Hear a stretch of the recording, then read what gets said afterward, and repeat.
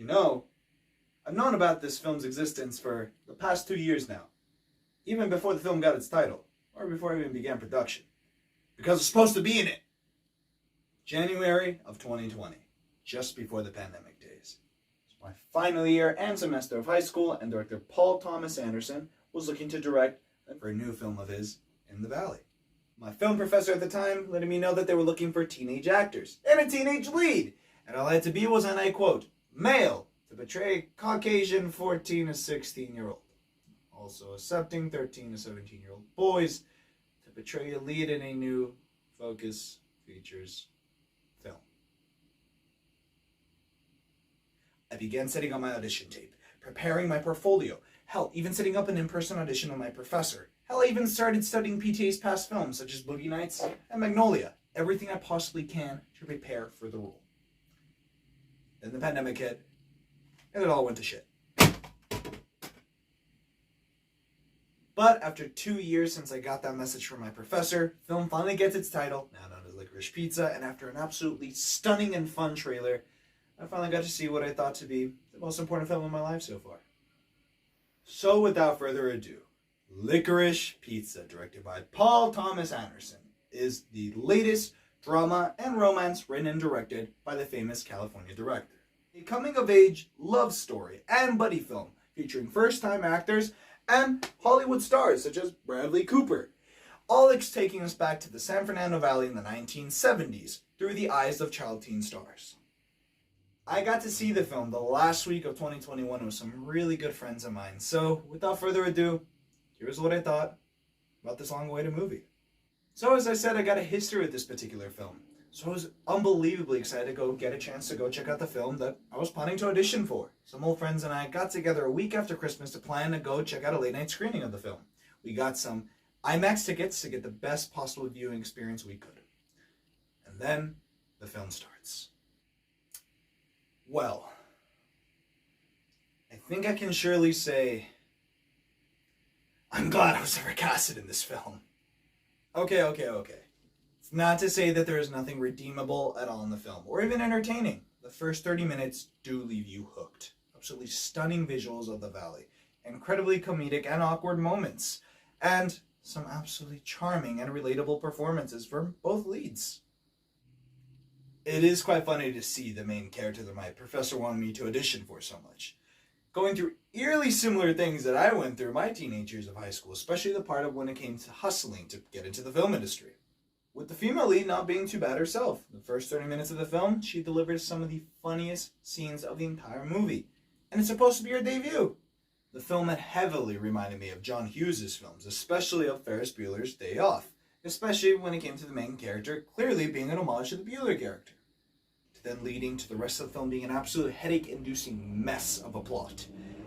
If I were told to describe the plot of Licorice Pizza, I would say it's a coming-of-age love story of a teenage boy attempting to impress an adult girl, who then...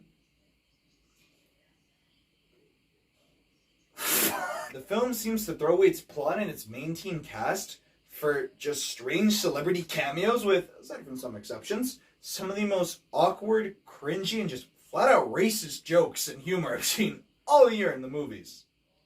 As I mentioned, it's supposed to be that the kid is trying to get into the movie industry. He's a child actor. They're teen stars, so you expect there to be a lot of focus on him being a Ferris Bueller type character in the film industry, right?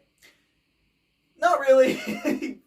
And in flat out, it is also hitting on other girls constantly, and there's even references and possible rumors that he's actually gotten with other adult women, being a 15-year-old teen. What's the fucking joke? And when I meant messy plot, I meant every word of it. There were at least 3 major plot setups throughout the film that end up going nowhere until getting mentioned by the last few minutes of the film, failing at any chance to connect with these characters. The film just makes no damn sense. And then we get to the finale.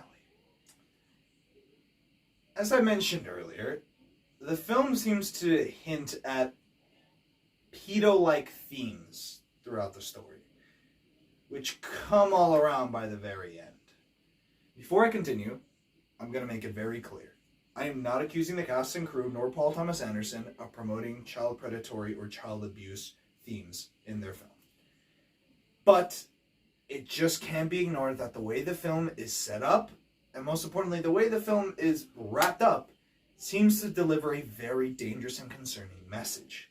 When this film was originally being promoted, and even when I was in talks of possibly auditioning for it, and even when my friend got to see it earlier, my best friend Adrian Alvarez, bless his soul, had talked to me all about this beautiful coming-of-age love story you saw of how it's even described on Google, two lovers that grow up through the San Fernando Valley, through the years, end up falling for each other and becoming true lovers.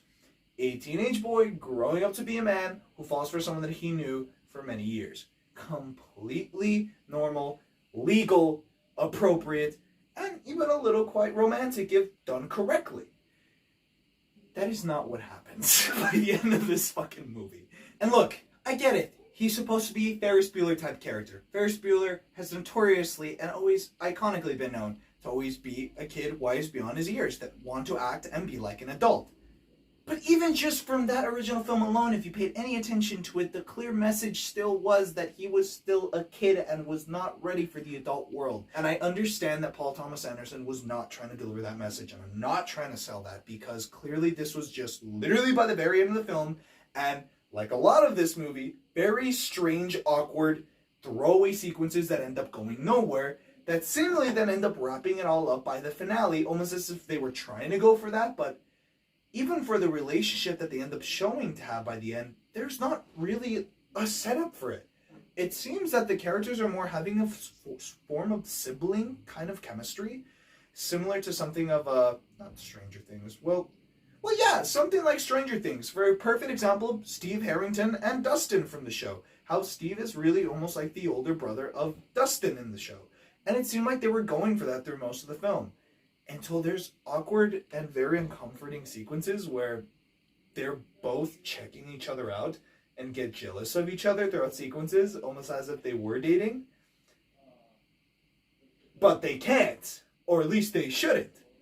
And it's very creepy to see that Paul Thomas Anderson seems to deliver this message of either A, it's completely natural for teenagers to fall for adult women and for the women to go for it as long as it's true love, or even the other strange message that it seems to deliver for women in this film is that all men suck, so stick with teenage boys.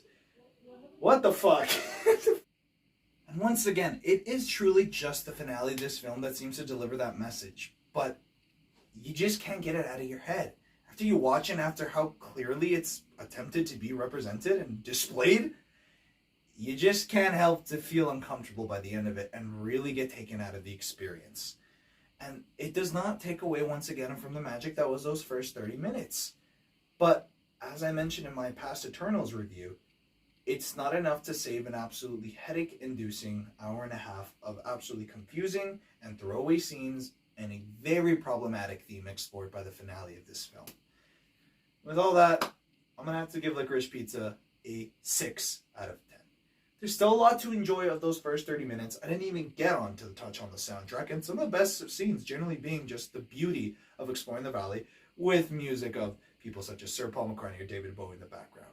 It's unforgettable stuff, but the other stuff in the film just can't get out of my head. Guys, that was my review for Licorice Pizza. It's honestly still such a shocker to me that this film has finally come out after 2 years of literally getting the chance to almost be involved in it, and it's still it being one of the biggest disappointments of my life. But you know what?